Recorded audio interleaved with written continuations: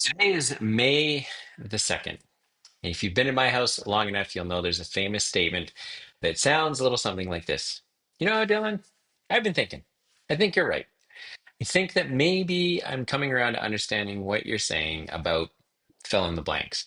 In this particular case, that happens to refer to all the conversation I've been having with Lisa about uprooting our family's way of doing life right now and spending 6 months in the US, 90 days in Spain, 90 days in Canada. And so this morning it was a great conversation just about how she's seeing maybe a little bit about what I'm seeing, and that there's a unique a unique perspective that an entrepreneur has that maybe somebody who's employed, who has a career, doesn't necessarily have. We certainly, we started going through our friends list and we're like, well, who else is thinking the way we're thinking? And really, the list is pretty short because the only other people that are having the kinds of conversations or contemplating the types of things we're contemplating are other business owners, other entrepreneurs, other people who at 2 in the morning are wondering how they're going to make payroll, how they're going to pay for their kids' education, how they're going to not die while they build a business and provide meaningful employment for people. And so she came around. She's starting to see it. And as we talk through it, again, it's this idea that based on yesterday's episode, it's not about money anymore because on a tax adjusted basis, whether you go to the US or stay where we are in Calgary, Alberta, Canada, math's all the same. So you're not necessarily moving for mathematical reasons. You're moving for or making a decision like this because there are other things at play. And what we talked about today that made seem to make a lot of sense is that there is an idea that no matter how hard you work, you're going to hit a point of diminishing returns, where the harder you work doesn't necessarily mean that you're going to generate a better result. And maybe you hold out hope that you think you will, but I think every business owner gets to that point where they'll say, look, what could I actually do with this business? At what point am I prepared to accept the trade-offs and just build something around that, and then take all of your extra energy and burn it somewhere else? And for me, that looks like maybe he's trying to start a business in the US. Um, Fridays are the day when I go into the office. I sit with our project management team and we talk about the upcoming week. We talk about maybe just some of the issues that we can't deal with in our day-to-day Teams calls that we have. But before that, I was able to go visit with a pal of mine, have a coffee, who's just right in the midst of wrestling with the very things that I've been talking about, which is bunch of branch offices, tons of capital at risk. Basically said this morning, you know what, as an entrepreneur, you just have to understand that the bank owns everything and that you don't own anything, and that the reason you run a business or become a business owner is because it's better than getting a job. Because there's an artificial sense of freedom and flexibility, but he certainly was feeling the pressure of now the investments that they're having to make to support these businesses, where maybe there isn't a big brass ring waiting on the other side for them. And you could just sense and feel the frustration that he believes a recession is around the corner. So he has a bit of a different perspective than I do. He's younger than I am as well. And so kind of the mental math that he's running is different than the mental math that I'm running, but same principled challenge, which is it worth it? How much is it worth it? How far do I end up taking this before I just say it's not worth it? I have another friend runs a business, does about $40 million a year. There's three partners. Two of them are pretty much retired, but they're still sitting on payroll. He's the one that does all the work. He's a little bit older than I am, but on $40 million worth of revenue, it's a pretty thin margin business. They're in concrete. Um, he says net, net, net, net, net, net, net. At the end of the day, we might divide up a couple $1 million. He says, but we've got hundreds of staff.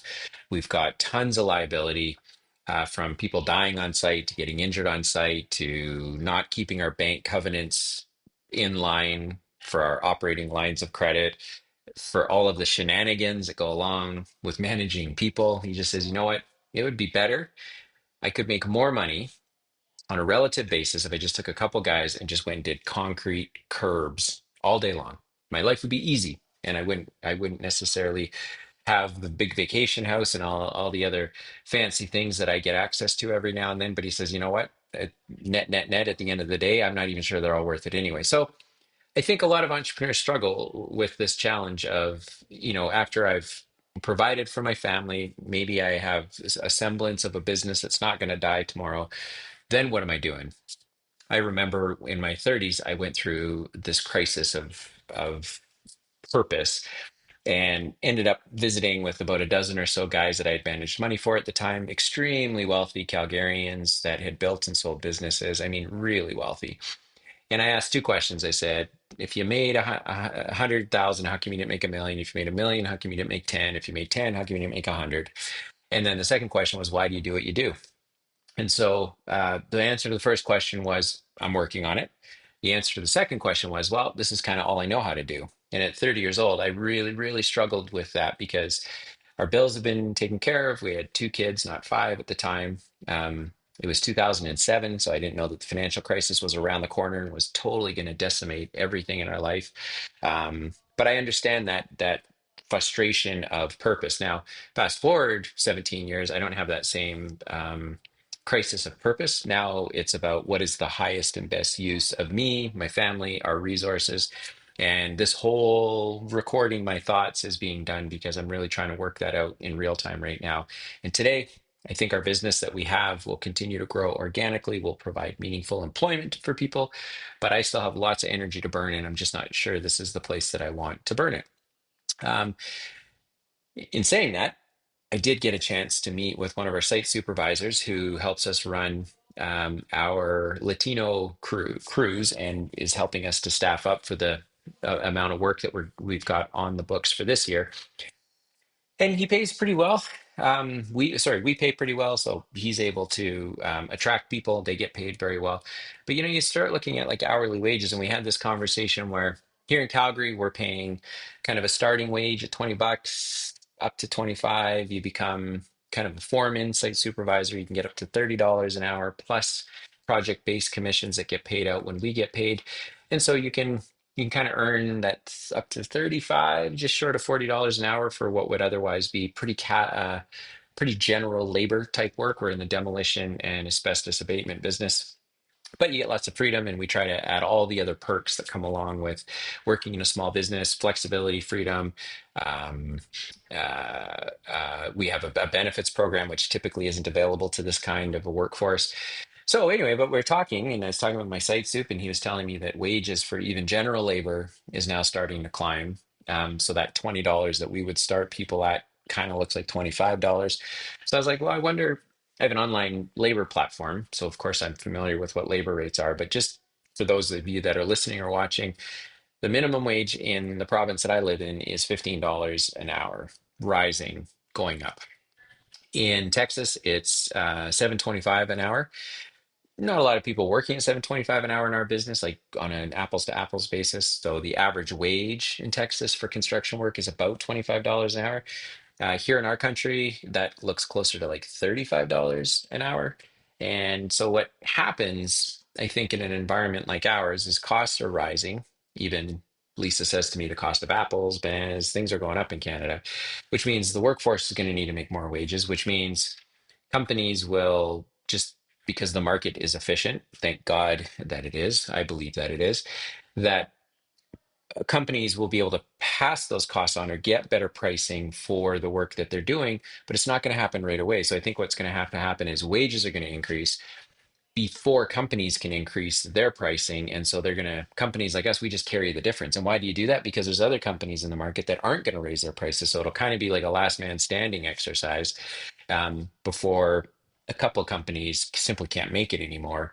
And then companies will be able to catch up, reprice themselves, and then be able to now start earning back their margin that they had to give up so they could pay their workers to keep their workers. So all of that to be said, this comes down to that question again. If wages keep going up, but we're facing a potential recession, I'm not totally sure I get that, but I do believe we're going to see labor costs go up because people just have to earn more. They're just not going to, there aren't enough laborers in the market. There aren't enough workers in the marketplace. Because there aren't enough workers in the marketplace, they're going to continue to be able to earn more finally, because I do think they've been cut short over the last bunch of years during the last kind of 2 decades of enormous economic growth. So they're going to be able to catch up with their wages, but these companies just aren't going to be making it. Most small businesses aren't run well to begin with.